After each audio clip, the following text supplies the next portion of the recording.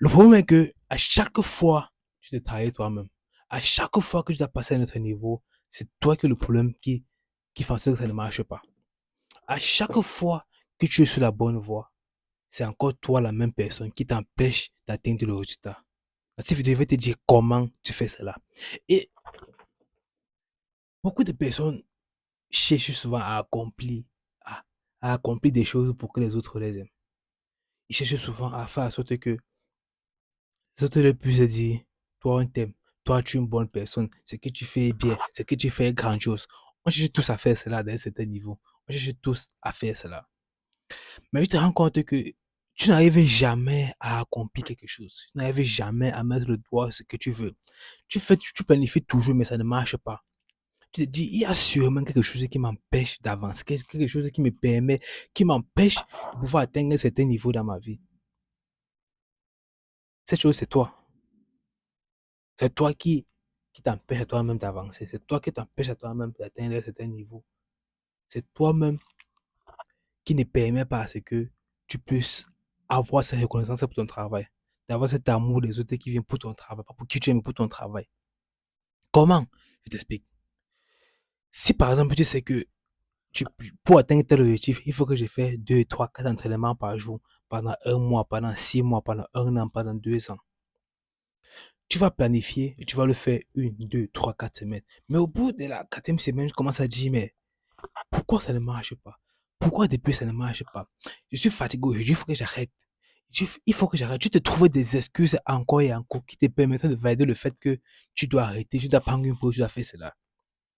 Mais en fait, tu ne comprends pas que sur un plan psychologique, sur un plan du long terme, sur un plan de ton avenir, tu te trahis toi-même.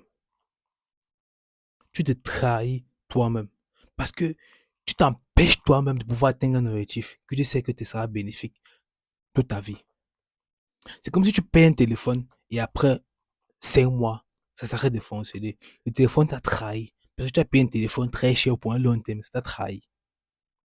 C'est pareil avec ta vie. Si tu planifies de faire quelque chose, ne t'arrête pas jusqu'à ce que la chose soit accomplie jusqu'au fond. Tu as décidé de prendre un programme sur un mois, 5 mois, 6 mois, 7 mois. Ne t'arrête pas parce que du moment où tu t'arrêtes, c'est là où je te dis, ok, je suis prêt à abandonner tout ce que j'ai fait.